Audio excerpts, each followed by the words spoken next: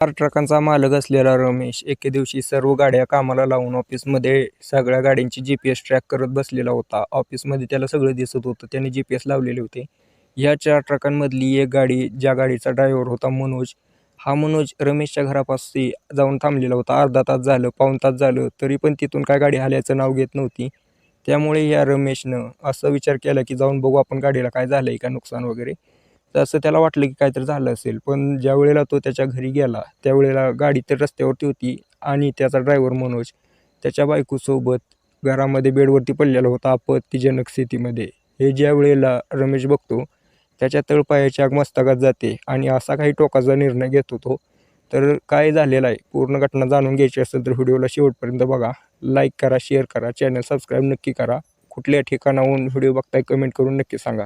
34 वर्षाचा रमेश याने 7 ते 8 वर्षापूर्वी गाडीचा धंदा चालू केलेला होता. आता त्याच्याकडे ते 4 ट्रक होत्या.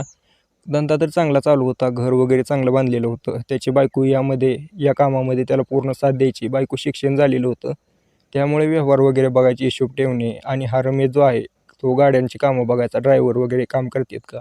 एक 5वीला जाणारा एक यांचा मुलगा होता. अशा प्रकारे सुखी संसार चालू होता. पण अचानक यांच्या दोघांतिघांमध्ये एक एंट्री होते मनोज नावाच्या ड्रायव्हरची. 2 वर्षापूर्वी हा ड्रायव्हर रमेशपाशी येतो, असं हातापाया पडून काम मागतो. म्हटलं की माझी परिस्थिती खूप गरीब आहे, मला काम द्या, माझं काम सुटलेलं पहिलं. आता त्याने हे सांगितलं नव्हतं की पहिलं काम का सुटलं.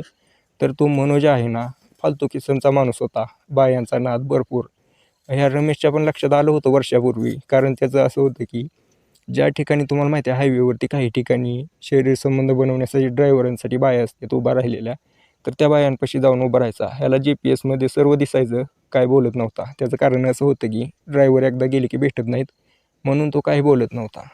त्या मनोजची आता हिंमत वाढली होती. मनोजला वाटायचं की मालक काहीच करत नाही. बरं ते जाऊ द्या.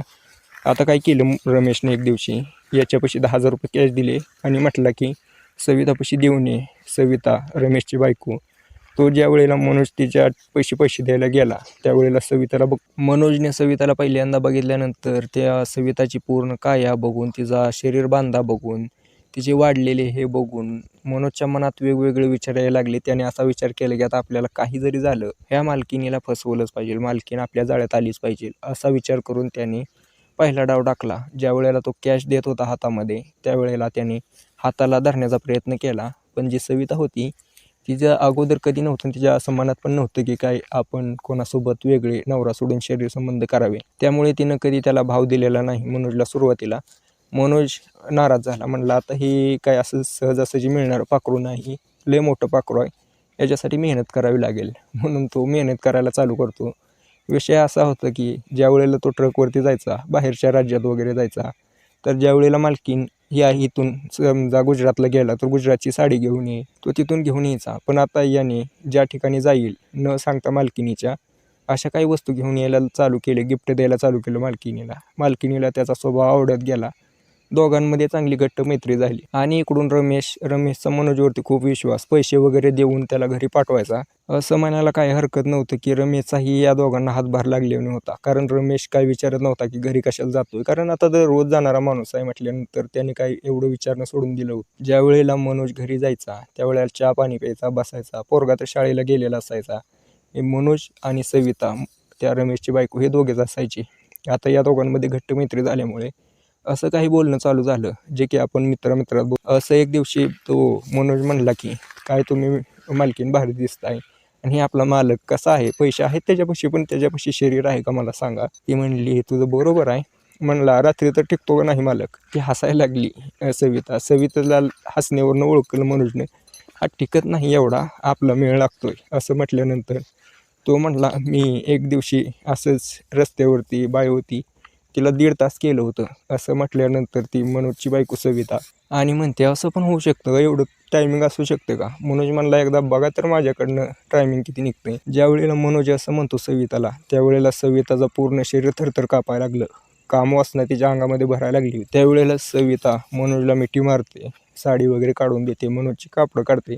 सोफ्यावरती बसलेले होते. दरवाजा असाच अर्धा उघडा होता.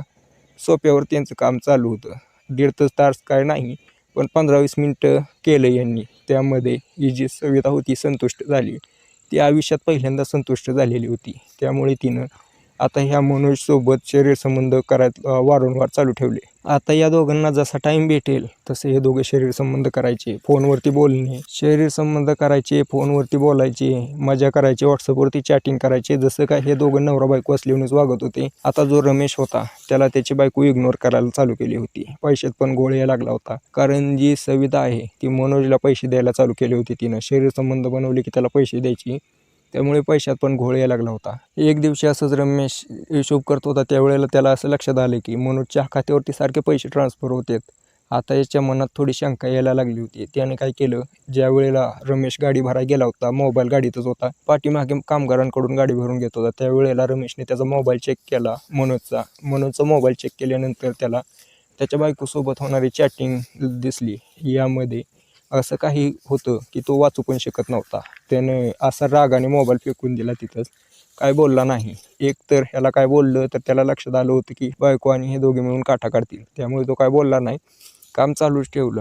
पण एक दिवशी जसं की मी तुम्हाला सुरुवातीला सांगितलं, गाडी भरून गेल्यानंतर त्याच्या घरापाशी गाडी थांबली होती अर्धा तास. रमेशच्या लक्षात आलं की आज हे आपल्याला रंगे हात घालणार आहेत, त्यामुळे तो डायरेक्ट घरी गेला. घरी गेल्यानंतर तिथं बघितलं तर हे दोघं आपत्तीजनक स्थितीमध्ये मतिमंद झाल्यासारखं, म्हणजे दोघात एक असं मिक्स झाल्यासारखं, त्यांना काहीच करत नव्हतं आसपास कोण आहे काय आहे. शरीरसंबंध बनवतेत. हा रमेश जाऊन तिथं उभा आहे, 15 मिनिटं झालं, त्यांना होशच नाही. आता रमेशला खूप राग आला होता. एकतर ही सविता नवऱ्याला सोडून परपुरुषासोबत असं बेडवरती बसली आणि हिला भान पण नाही की हिचा नवरा आलाय का आसपास कोण आलंय, एवढी कसली हवस म्हटला.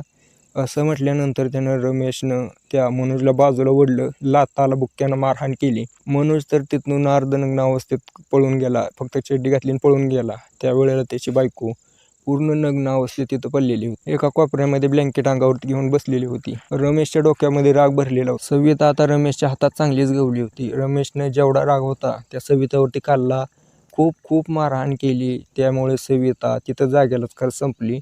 तर विषय असा झाला होता की आता संपली तर करायचं काय. आता जर आपण इथं थांबलो आपल्याला नक्कीच पोलीस पकडतील, आपल्या हातून तर एक मर्डर झालेला आहे, असं म्हणून तो रमेश जो आहे तो त्याच्या बायकोला कापडं वगैरे घालतो. कापडं वगैरे घातल्यानंतर तो साडीनं गव्हाळा आवळतो आणि पणक्याला लटकवतो. असं करून तो तिथून निघून जातो. ज्या वेळेला सविताचं आणि रमेशचं पोरगं शाळेतून घरी येतं, आईला हुडकत आई कुठं आहे, आईच नाही. रूममध्ये जातो, तो बघतो तर आई पंख्याला लटकलेलं आहे. बापाला फोन करतो पोरगं. बाप आल्यानंतर ओरडायला चालू करतो, रडायला चालू करतो मुद्दामून. पोलिसांना फोन करण्यात आला. पोलीस ज्या वेळेला चेक करतात तर मृत झालेली होती. बॉडी ताब्यात घेतली. बॉडी ताब्यात घेतल्यानंतर पोस्टमॉर्टमला पाठवली. असं लक्षात आलं की पोस्टमॉर्टमच्या रिपोर्टमध्ये मारहाण करून फास झालेला आहे. तर आता मग पहिल्या शेक नवऱ्यावरतीच जाणार. तो काय बोलनाच, मारहाण तर दुसरं कोणी करणार नाही म्हणले पोलीस.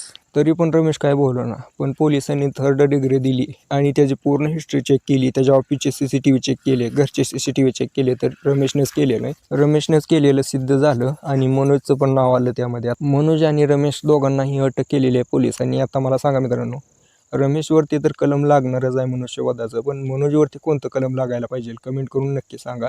व्हिडिओ कसा वाटला ते पण सांगा.